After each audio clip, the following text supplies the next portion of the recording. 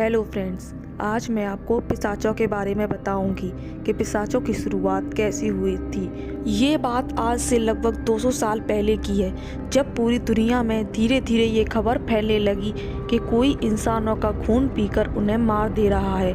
और वो दिन ज़्यादा दूर नहीं था जब ये खबर हमारे राज्य में गूंजने लगी। लोगों में ये खबर बहुत तेज़ी से फैलने लगी। प्रेत जैसे डरावने लोग जिनके 2 बड़े बड़े दांत हैं, वो हमारे राज्य में घुस आए हैं। उनके बारे में वहाँ के लोग ये भी कहते हैं कि वो हवा की तरह तेज़ हैं। कुछ दिन बाद ही ये बातें सच होती दिखाई देने लगी। एक दिन एक लड़की अपने घर में सो रही थी, तभी वहाँ पर प्रेत जैसा दिखने वाला प्राणी उसके घर में घुस गया। उसके बाद वो प्रेत उसको अपनी हवस का शिकार बनाकर उसके गले पर काट लेता है और उसका खून चूसकर उसे मार डालता है। उसके बाद तो जैसा सिलसिला इसका शुरू हो गया। आए दिन किसी न किसी आदमी या औरत की लाश मिलती थी। हर लाशों के गले पर दांतों के निशान मिलते थे। तब सभी ने ये प्रेत जैसे दिखने वाले प्राणियों का नाम रक्त पिशाच रखा। ये तो बस रक्त पिशाचों के कहर की शुरुआत थी। पिशाचों के डर से अब रात में लोगों ने बाहर निकलना भी बंद कर दिया, क्योंकि पिशाच रात को ही बाहर आते थे। पिशाचों को जो लड़की या औरत पसंद आती थी, वो उन्हें अपने हवस का शिकार बनाकर उनका खून पीकर उन्हें मार डालते थे। और जब कोई आदमी या औरत उन्हें ज़्यादा पसंद आ जाता था तो वो उन्हें काटकर अपने जैसा बना देते थे, जिससे फिर वो आदमी या औरत अब इंसान नहीं रहते थे। वो उनके साथ ही चले जाते थे और उन्हीं पिशाचों की तरह पिशाच बनकर इंसानों को खून पीते थे। ये बात हमारे राजा को जैसे ही पता चली, उन्होंने इस बात की तहकीकात करने के लिए अपने सिपाहियों को इस बात की सच्चाई का पता लगाने के लिए भेज दिया। उन्हीं सिपाहियों के सेनापति, जिनका नाम सत्यप्रकाश सिंह था, वो बहुत ही बहादुर और निडर थे। उन्होंने राजा की आज्ञा का पालन करते हुए इस बात की तह तक जाने का विचार बना लिया। ये राज्य में अपना भेष बदलकर प्रजा के बीच चले गए और वहाँ उनको पिशाचों के खौफ का कहर पता चला।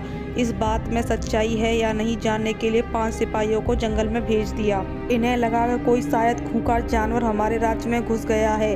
जंगल में चारों तरफ सन्नाटा और अंधेरा था। जब वो 5 सिपाही जंगल में थोड़ी दूर पहुंचते हैं तो उन्हें किसी इंसान के चीखने की आवाज़ सुनाई देती है।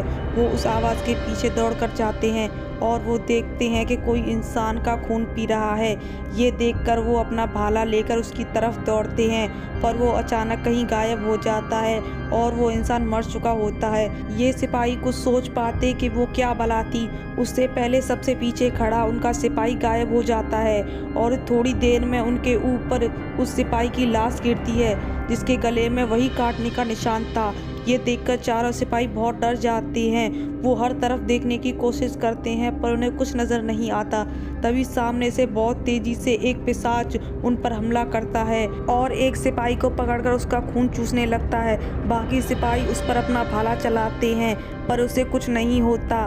तभी पीछे से एक और औरत पिशाच उन पे से एक सिपाही पर हमला कर उसे मार डालती है। बाकी के 2 सिपाही अपनी जान बचाकर बहुत तेजी से वहां से भागते हैं, पर उन्हें नहीं पता उनका पाला आज किससे पड़ा है।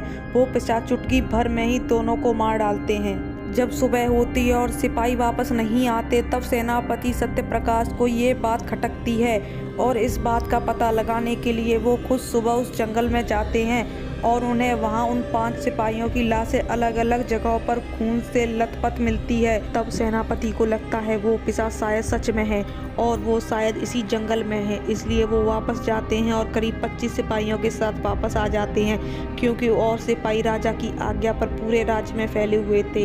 इसलिए सेनापति के पास उस समय सिर्फ 25 सिपाही और बचे थे। सेनापति जंगल में वापस आकर 25 सिपाहियों के जरिए जाल बनाते हैं ताकि पिशाचों को फंसाया जा सके। वो घड़ी भी आ जाती है जो सेनापति सहित 25 सिपाहियों की जिंदगी और मौत तय करने वाली थी। रात होती है और सारे सिपाही छुपे होते हैं। पिशाचों के आगे उनका एक भी जाल साथ नहीं देता। पिशाचों ने सिपाहियों के खून को सूंघ लिया था और वो जहाँ छुपे थे वहाँ पहुंचकर उन्हें मारने लगे। धीरे धीरे सारे सिपाहियों में भगदड़ मच गई। तब सेनापति ने उन्हें अपने पास आकर एकजुट होकर पिशाचों से लड़ने को कहा। जब बचे सिपाही सेनापति के पास आकर खड़े हुए तो उनकी गिनती 25 से 13 हो चुकी थी। तभी उन्हें चारों तरफ से अजीब अजीब आवाज़ें सुनाई देने लगी। उसके बाद एक सिपाही को ज़मीन से पेड़ों पर खींचकर ले जाने लगे। सेनापति तब सिपाहियों को पेड़ों से दूर खड़े होने को कहा और कहा वो ऊपर ही अपने हथियारों को तैयार रखो। अब तब तक सिपाहियों की संख्या 6 हो चुकी थी। तभी 3 पिशाचों ने उन पर सामने से हमला कर दिया। सिपाहियों ने पूरी ताकत से उनसे लड़ने की कोशिश की, पर उनके हथियार उन रक्त पिशाचों के आगे कुछ भी नहीं थे। उन पिशाचों ने एक एक करके सेनापति सहित सारे सिपाहियों को खत्म कर दिया। कुछ दिन बाद राजा ने इन पिशाचों का तोड़ ढूंढ लिया। फिर उन पिशाचों को मारा जाने लगा। धीरे धीरे पिशाच गायब होने लगे, पर कहते हैं पिशाच आज भी हमारे बीच इंसानों की तरह रह रहे हैं और वो समय आने पर ही बाहर आते हैं। दोस्तों, आपको कहानी कैसी लगी कमेंट करके ज़रूर बताएं और हमारे चैनल को सब्सक्राइब भी करें। धन्यवाद।